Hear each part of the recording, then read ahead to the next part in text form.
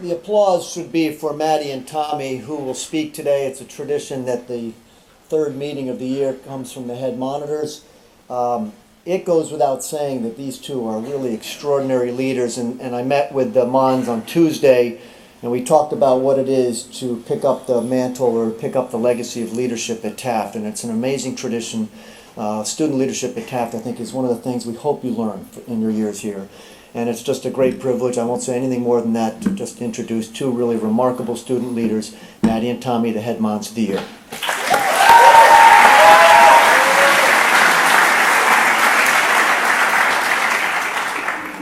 Morning. Before I begin, yesterday, because of the craziness of assembly, we weren't able to take a moment of silence together as a school. I'd like to do that now if we could for a short moment. Reflect on the 3,000 lives so tragically lost 12 years ago.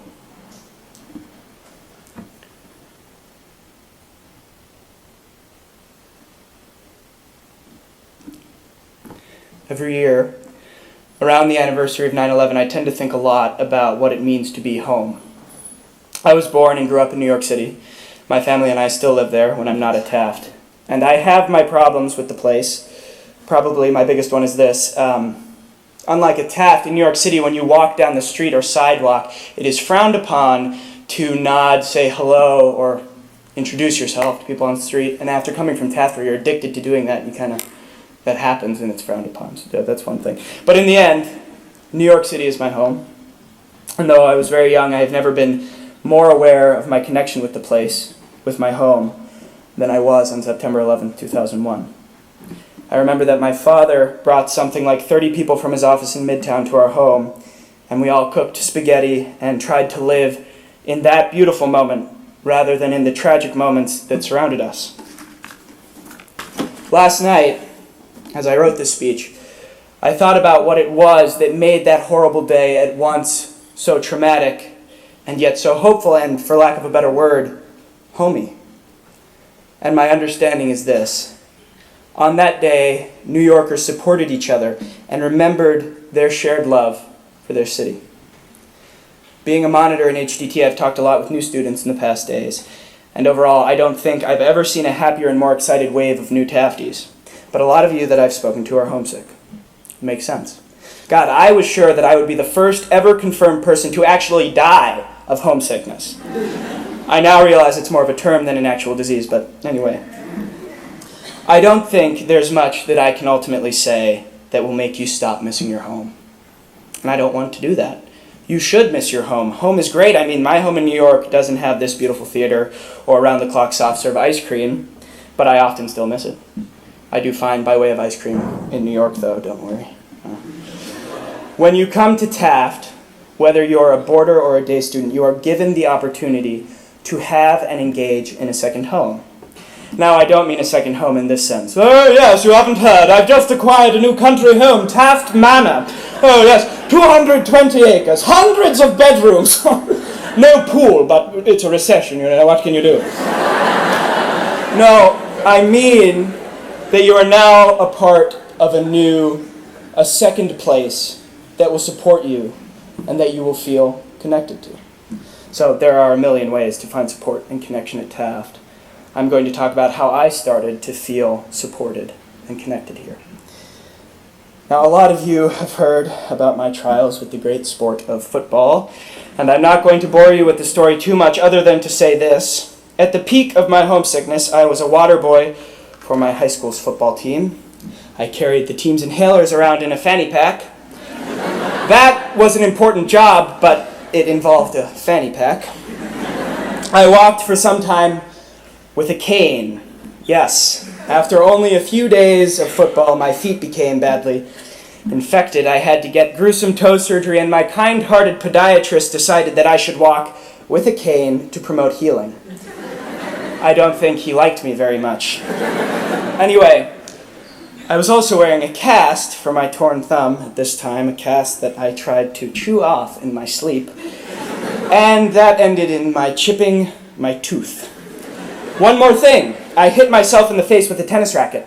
8 stitches. All this within about a month and a half of starting at boarding school. So, if you can believe it, I do get the homesickness thing very well. As I hobbled around looking like a victim of an air raid, I was sure that I would not be coming back to Taft for my sophomore year. I said, "Mom, look at me. I belong in a day school in New York City, where I'm sure some kids probably dress in a cast cane and stitches to be hipster."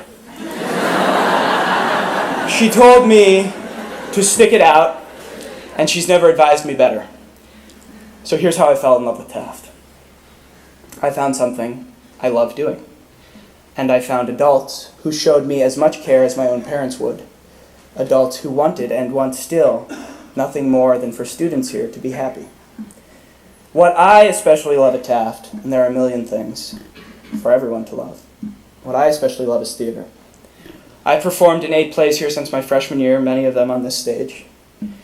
And they've been some of my proudest, most life-affirming moments. The first play I tried out for here was The Importance of Being Earnest, and my audition, as you might guess, occurred in the midst of my looking like a young, so super old Benjamin Button. Which worked, thankfully, because I was trying out for an old man, Dr. Reverend Chasuble. I won't tell the whole story of my time with that play, but it was a blast. It's as if a switch flipped, and suddenly I was looking forward to something every day. I loved it so much, and it really changed the trajectory, it's a hard word, of my life. Hand in hand with that play, I met Mrs. Pfeiffer, the director of the play, and Mr. Pfeiffer, her husband and director of arts at Taft. During and since that play, Mr. and Mrs. Pfeiffer have been a key to my happiness at Taft, because I know that they, along with countless other faculty, care about me and my success here. But I have to save the best for last. Throughout all of my issues, and there were many, are many still, believe me, I've had one person in particular as a rock, and that has been Mrs. McMullen, my advisor. Let's suffice it to say I am a high-maintenance advisee, and it's a miracle to me that Mrs. Mack has not yet decapitated me.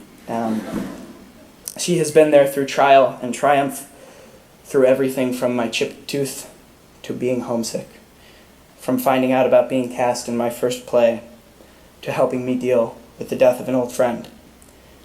And to be frank, I'd probably be dead by the hands of Mr. McGee for all of those late reading responses had it not been for her knack in believing in her advisees and helping others believe in them too. So my advice to new and returning students alike is that as your homesickness fades, which it will, I promise, and your feelings for Taft grow stronger, I think you'll notice a link to your engagement and connection to this place increasing as well. Mr. McGee, my English teacher and longtime BS detector, often talks about our favorite poem, Birches, by Robert Frost. The ultimate premise of the piece, in my estimation, is that this, the world you're living in, this is heaven now. We are living it. So I ask that as we enter into a new home and a new year together, that we keep in mind the amazing opportunity for happiness that is before us. That we enter into an unwritten agreement to be kind, to be connected, to support, and to find things that we love about this, our home.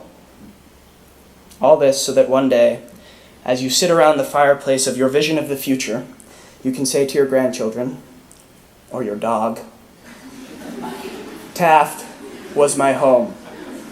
And I'm so glad that it was. Thank you.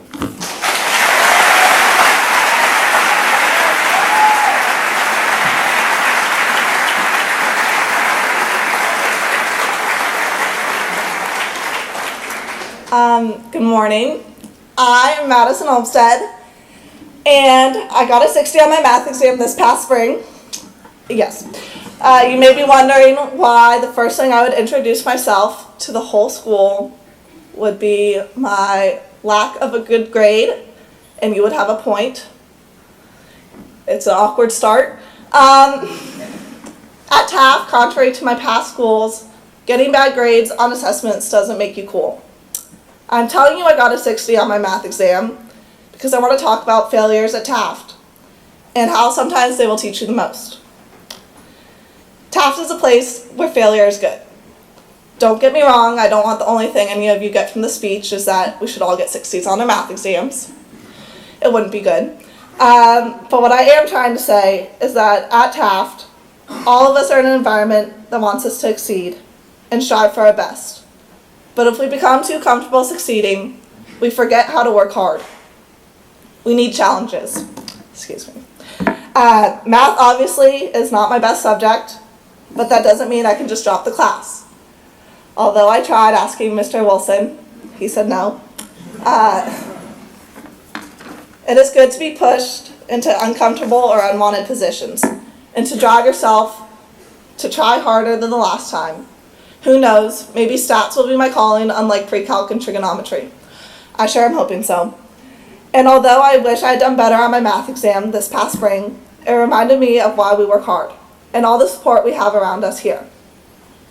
After my exam, I had my math teacher come up and ask how he could help me understand things better for the next time.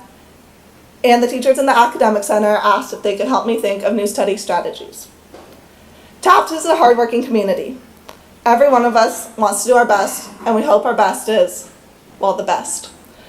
Trying out for that varsity sports team, going out for the fall musical, or interviewing for a dorm monitorship. We all hope we make that team, are cast as the lead in the school play, or become the monitor in the dorm we always wanted to be in. It is good we all have goals and we all strive for them, but sometimes we can't always achieve them. That's not bad though. I certainly have had my share of embarrassing challenges. Like when I could barely swing a squash racket at squash tryouts, not knowing any of the proper squash terms, but thinking it could be fun, so I tried out. I made the team. I was number 9 out of 9 players. Freshman year, I tried out for the musical Peter Pan. I was cast in the musical of Peter Pan. Lost boy number 8. There are 8 lost boys, but who's counting? I can honestly say, no matter what role I was on the JV squash team or that role I had in Peter Pan, I had a blast. Because it is the people you meet here that help develop your position at Taft. Freshmen, if you are anything like me, you're probably a little nervous about what lays ahead. Failing that physics exam or making that new friendship, that's okay. Everyone at Taft is here for you. From your advisors, to your dorm parents, to your old girl or boy. Everyone will have a moment at Taft where the end will be a little bit of failure. That is what makes us grow and work harder for the future. You come here to be challenged, to be pushed past your boundaries. Seniors, this is our last year to fail, learn, and grow in a community as caring and loving as Taft. Let's make this one the best year yet. That's my speech.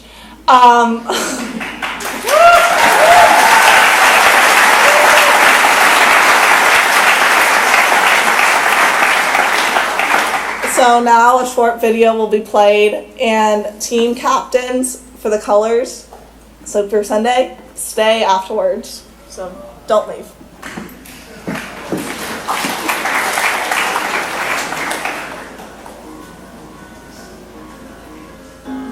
New students, welcome to Taft. Freshman Johnny, go and introduce yourself for your last name.